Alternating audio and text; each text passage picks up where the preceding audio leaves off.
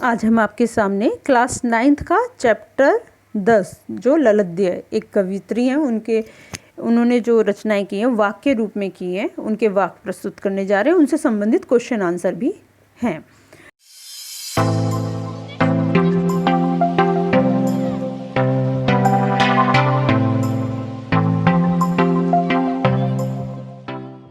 तो जिससे कि आपका ये पैराग्राफ बिल्कुल अच्छी तरह से क्लियर हो जाएगा।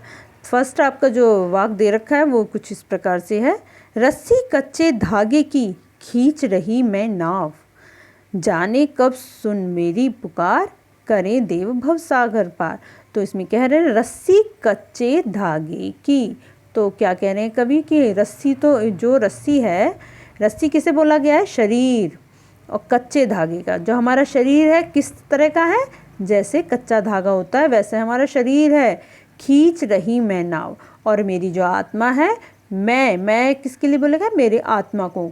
और नाव यानी नाव, उसको शरीर को चलाने के लिए बोला गया है। तो कह रहे हैं रस्सी कच्चे धागे की खींच रही मैं नाव। तो मैं आत्मा रूपी जो मैं हूँ, वो मेरे जो शरीर है जो कि कच्चे धागे के समान है, जो धीरे कभी भी टूट जाएगा, मैं उसको खींच रही हूँ।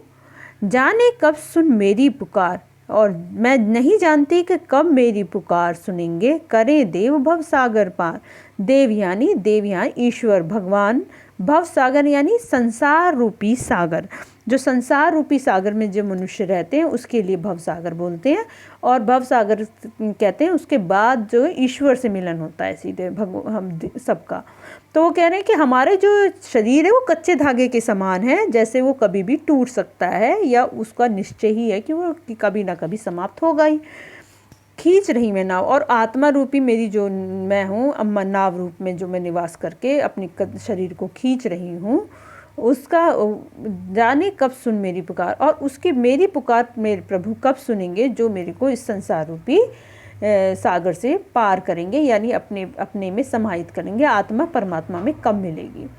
पानी टपके कच्चे सकोरे, तो पानी टपके, जिस प्रकार से कच्चा सकोरा किसे बोलते हैं? जो मिट्टी का बर्तन होता है, और अगर वो पकता नहीं है तो कच्चा सकोरा जगह हम यूज़ करते हैं, तो जो पानी उसके अंदर होता है वो धीरे धीरे टपक टपक के समाप्त हो जाता है, तो इसलिए कच्चा सकोरा। इसी प्रकार से हमारा शरीर भी है।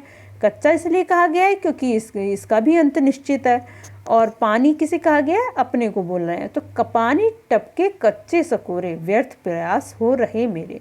व्यर्थ यानी बेकार के, प्रयास यानी कोशिश हो रहे मेरे। मैंने बहुत कोशिश कर रही हूँ कि मैं अपने ईश्वर से मिल जाऊँ, हर तरीके का सब प्रयास कर रही हूँ।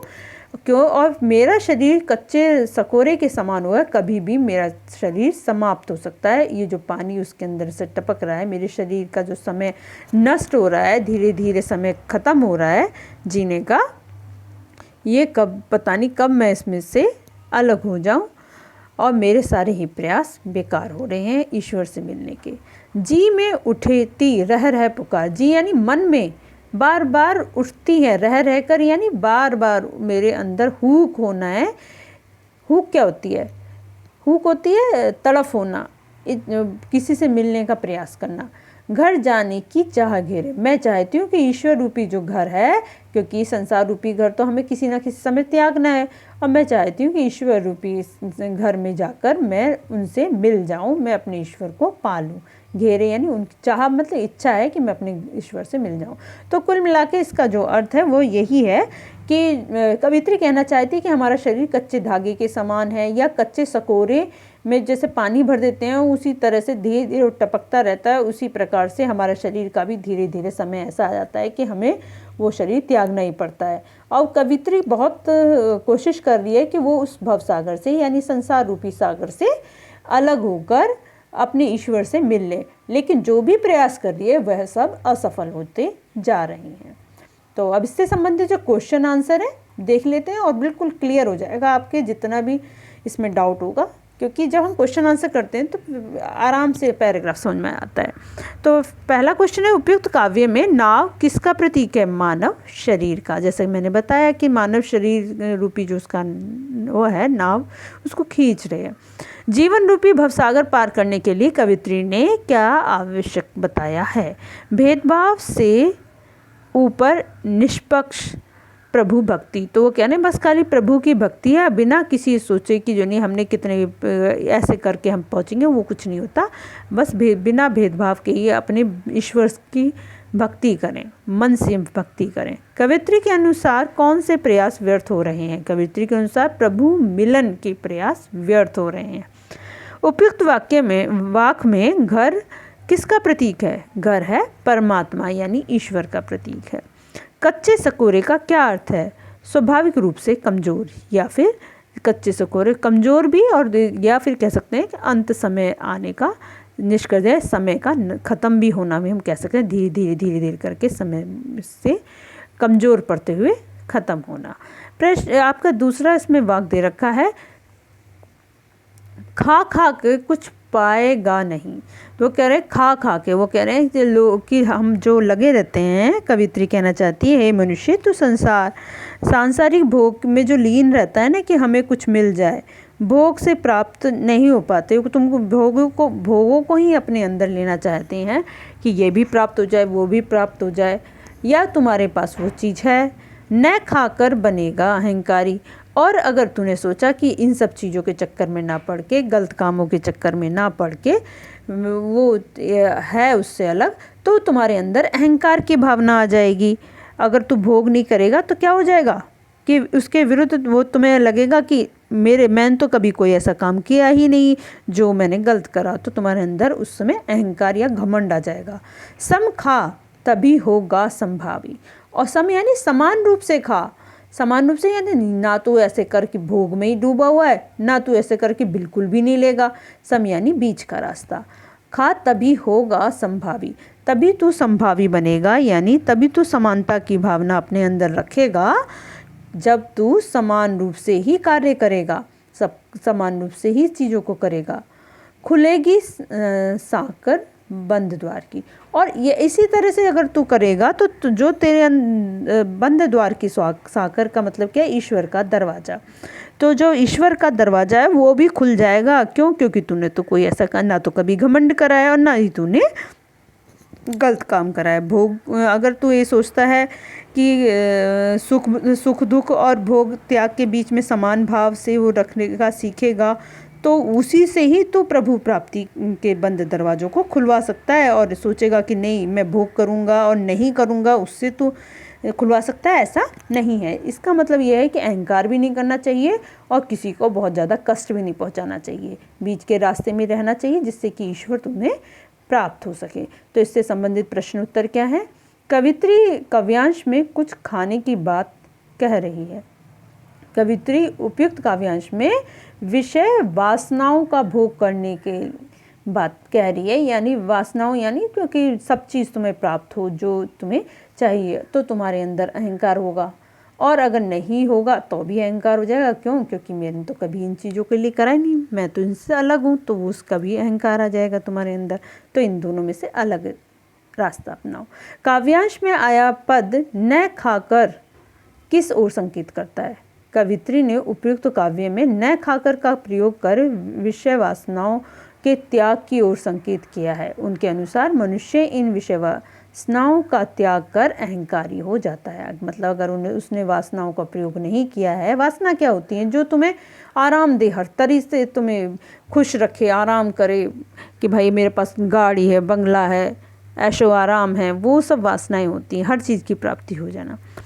कवित्री के अनुसार मनुष्य के लिए बंद द्वार कब खुलते हैं? कवित्री के अनुसार मनुष्य के लिए सफलता का द्वार तभी खुलता है या बंद द्वार तभी खुलता है जब हम मध्य या समता का आचरण करते हैं, यानी हम बीच का आचरण करते हैं, ना तो अभिमानी होते हैं और ना ही वासनाओं में लिप्त हो जाते हैं, इनसे अलग होकर बीच का रास्ता अपनाते हैं। संभावी से क्या अभिप्राय है? संभावी का शाब्दिक अर्थ होता है समानता का भाव रखने वाला। खा खाकर में कौन सा अलंकार है? खा क्रिया की आवृत्ति के कारण उसमें कौन सा आवृत्ति यानी दोबारा से आने के कारण इसमें पुनरुक्ति या पुनरावृत्ति अलंकार है। पुनरुक्ति प्रकाश अलंकार इसको हम बोलते हैं। अब आपका तीसरा है, आई सीधी राह से गई न सीधी राह। तो वो कह रहा है आई सीधी, ईश्वर ने तो आई सीधी राह से, ईश्वर ने तो जो हमें भेजा था इस धरती पर जन्म हमारा दिया था, तो हम तो सीधे साधे थे। हमने तो कभी, ईश्वर ने हमें नहीं समझाया कि किसी के साथ गलत करो या बुरा करो, क्योंकि छोटा बच्चा होता है उसके अंदर कभी भी हमारी तुम्हारी मैं की भावना ऐसी नहीं होती है।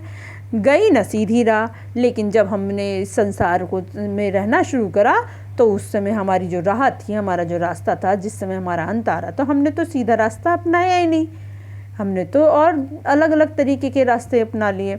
सुषुम सेतु पर खड़ी थी, सुषुम सेतु पर खड़े होना है, नहीं, ये सुषुम सेतु होते हैं वो हमारे नाड़ियों से संबंधित होते हैं, शरीर का पार्ट होता है, उसको हमें बताया गया है। बीत गया दिन आह, तो वो बस सुषुम सेतु मतलब अपनी विकास की ओर ही खड़ी रहकर उस कार्य करती रही।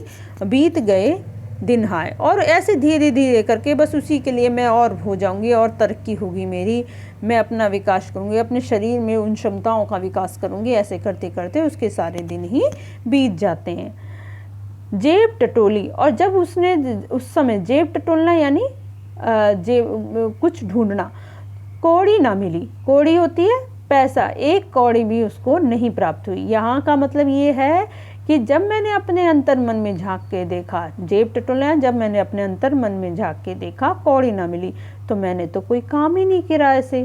कौड़ी का या पैसे का मतलब क्या हुआ कि मैंने तो कुछ भी ऐसा जमा नहीं करा, कुछ भी ऐसा काम नहीं किया।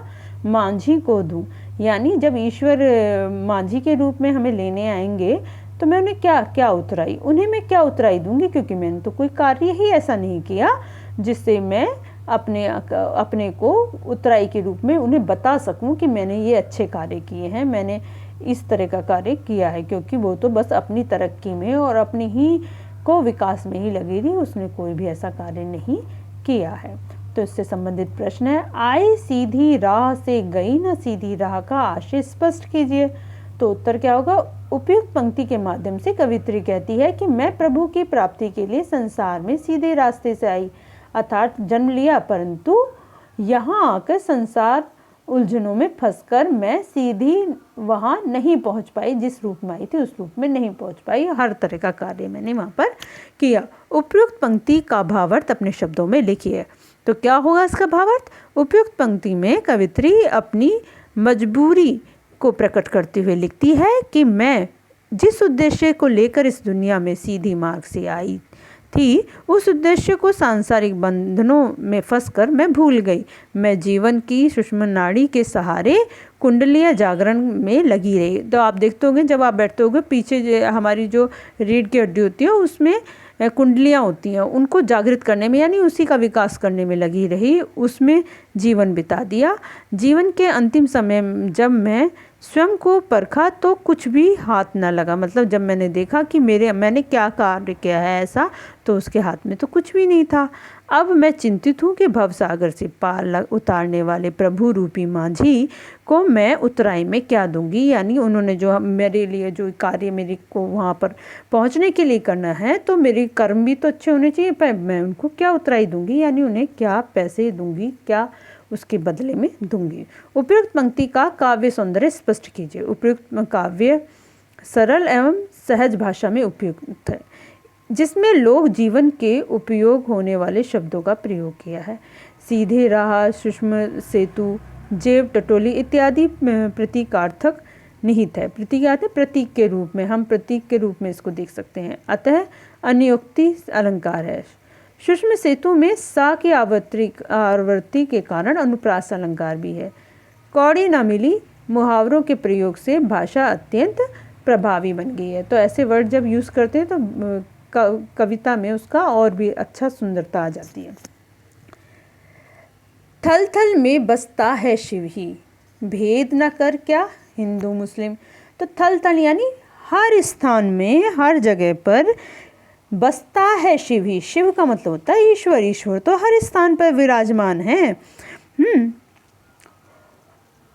भेद ना कर क्या हिंदू मुस्लिम, तो तुम क्यों इस चीज़ का भेद करते हो कि ये हिंदू है तो ये मुसलमान, तुम इस चीज़ का भेद क्यों करते हो।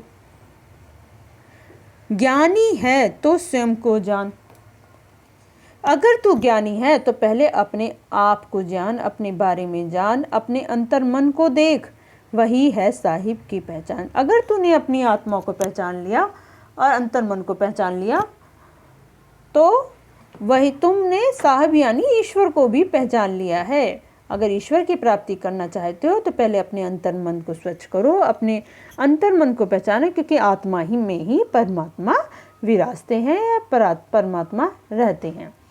ठीक, तो इससे संबंधित प्रश्न उत्तर क्या है? कवित्री ने उपयुक्त वाक्य में शिव किसे कहा है, उसका वास कहाँ बताया गया है? कवित्री ने उपयुक्त काव्यांश में अपने आराध्य प्रभु को शिव कहा है। उन्होंने उसका वास कण कण में होने की बात कही है। कवित्री ने काव्यांश के माध्यम से क्या संदेश दिया है? कवित्री उपयुक्त काव्यांश के माध्यम से संसार को, हिंदू मुस्लिम के बीच भेदभाव को त्यागने का संदेश देते हुए कहती है कि ईश्वर सर्वथा है, यानी सब जगह पर है। हे मनुष्य, तुम धार्मिक भेदभाव को त्याग कर उसे अपना लो। ईश्वर को जानने से पहले तुम स्वयं को पहचानो, अर्थात आत्मज्ञान प्राप्ति है, और अपने अंदर पहचानो। ऐसे कर्म करो ही नहीं जो कष्ट दे, तो ईश्वर तो तुम्हारे अंदर ही विराजमान है, क्योंकि हर कण में विराजमान है और हमें धर्मों के सहारे उसको बांटना नहीं चाहिए। स्वयं को जानने से ईश्वर को कैसे पहचाना जा सकता है? कवित्री के अनुसार ईश्वर सर्वव्यापी है, वह किसी मानव निर्मित सीमा से बंधा हुआ नहीं है। उसका वास स्वयं मनुष्य के हृदय में भी है। अतः मनुष्य स्वयं को जान लेगा तो ईश्वर को पा लेगा। थल थल में कौन सा अलंकार है? क्योंकि 2 बार आया है और इससे पहले भी आ चुका है, खा खा, है ना, तो पुनरुक्ति प्रकाश अलंकार है। उपयुक्त काव्यांश किस पाठ से लिया गया है? उसकी कवित्री कौन है? उपयुक्त काव्यांश हमारी पाठ्य पुस्तक की वाक शीर्षक कविता से लिया गया है। उसकी रचयिता ललध्य हैं। तो यहाँ पर ये हमारा जो है काव्यांश में जो हम इससे संबंधित क्वेश्चन आंसर थे वो हमने कराया। नेक्स्ट वीडियो में जो पाठ्य संबंधित प्रश्न उत्तर है हम उसे करेंगे। तो आज के लिए बस इतना ही, और चैनल को लाइक करें, शेयर करें, जिससे कि आपके जो साथ पढ़ने वाले बच्चे हैं वो भी इसका फ़ायदा उठा सकें, और चैनल को सब्सक्राइब करना तो बिल्कुल भी ना भूलें। आज के लिए इतना ही, धन्यवाद।